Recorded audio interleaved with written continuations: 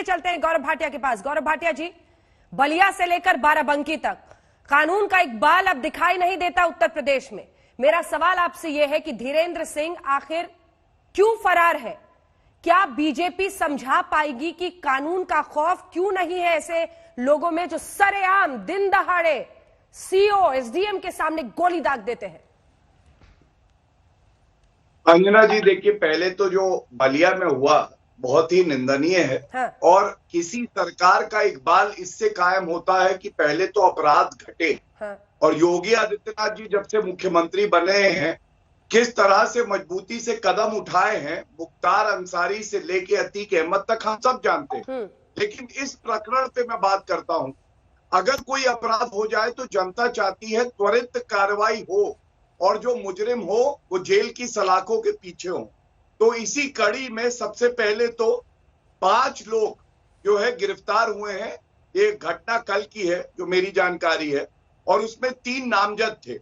दूसरा, जो मुख्य आरोपी है उसका बड़ा भाई भी गिरफ्तार हुआ है। और आज तक की बड़ी जिम्मेदारी से मैं कहता गौरव जी, इधर उधर की बात किए बिना सीधा सवाल आपसे पूछती हूँ। समाजवादी पार्टी का कहना है कि धीरेन्द्र सिंह को एक जाति विशेष का होने का फायदा हो रहा है, ये जातिवाद का चेहरा आ रहा है योगी आदित्यनाथ का सामने। इस पर आपका क्या जवाब? सीधा जवाब इस पे दीजिए। मैं अंजना जी केवल 1 मिनट दीजिएगा। आपके कार्यक्रम में आने से पहले कुछ हम लोग भी तथ्य लेके बैठते हैं जिससे कि जनता को लगे कि वाकई कार्रवाई हो रही है। इसलिए मैं अपनी बात पूरी कर दूं और आपके प्रश्न का उत्तर भी जरूर दूंगा। वो बहुत महत्वपूर्ण मुद्दा।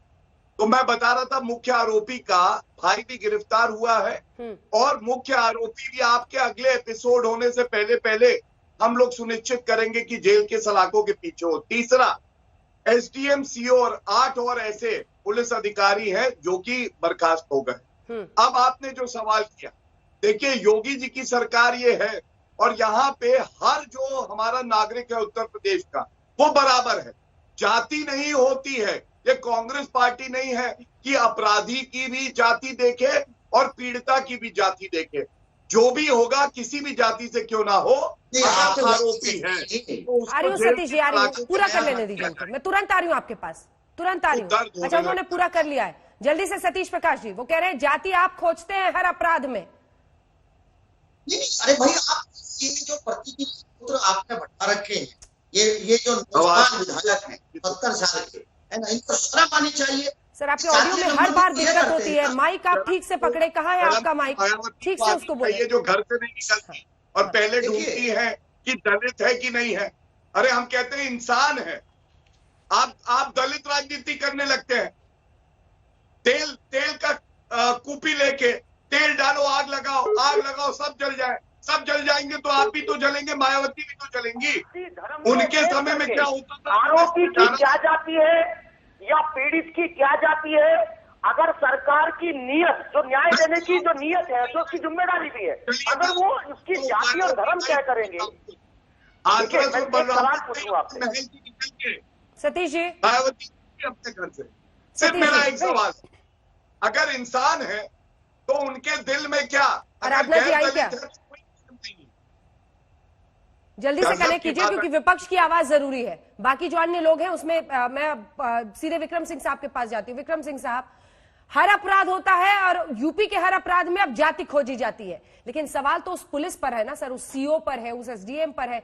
मतलब उनके सामने में गोली चलाई। सर, ये क्या कर रहे हैं यहाँ पर? पुलिस प्रशासन क्या कर रहा है? क्या सोचकर वहां खड़ा रहता है?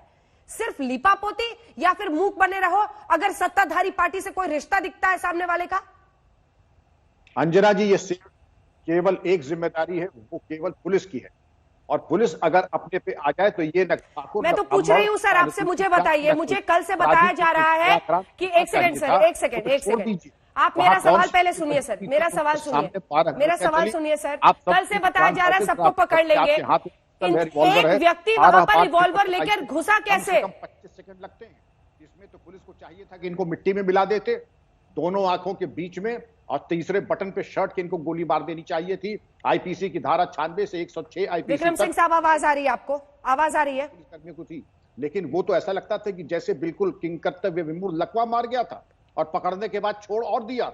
मैं केवल दोष पुलिस को देता हूं क्योंकि उनकी कार्य क्षमता के अभाव में प्रोफेशनल कॉम्पिटेंस के अभाव में ये दुर्दिन आज पुलिस को और हम सबको देखना पड़ रहा है। और ये चीज एक बहुत शर्मनाक घटना है, और कि वहां पर एक छोटे मोटे थाने की संख्या थी, 11 पुलिसकर्मी, एसडीएम और डिप्टी एसपी, 10-12 गोली चलती है, वो पकड़ा जाता है और भाग जाता है। मतलब हम ये समझ लें कि पुलिस का कोई प्रशिक्षण नहीं, कोई मनोबल नहीं, पुलिस की कोई किलर इंस्टिंक्ट नहीं। और ये जो होना चाहिए था कि दौड़ा के रगेद करके भूखे शेर की तरह रगड़ दें, तो कौन किस पे गोली चलाएगा, अब तो ये भी विचार नहीं है। बदमाश हमारे ऊपर चलाएगा या पुलिस की बदमाश पे चलाएगी, ये बहुत गंभीर प्रश्न है अंजना जी। पुलिस के प्रशिक्षण, उनके किलर इंस्टिंक्ट के ऊपर और उनकी प्रोफेशनल कॉम्पिटेंस के ऊपर मैं 3 सवाल उठा रहा हूं। गौरव भाटिया जी, जरा आप इसको पता लगा लेंगे, एनुअल फायरिंग हो रही है, उसमें जो फेल हो रहे हैं उनके इंक्रीमेंट प्रमोशन रोके जा रहे हैं, एम्युनिशन स्केल के मुताबिक दिया जा रहा नहीं दिया जा रहा है, ये बड़ी भयावह स्थिति है। और गौरव जी, इसको ठीक करने की जरूरत है।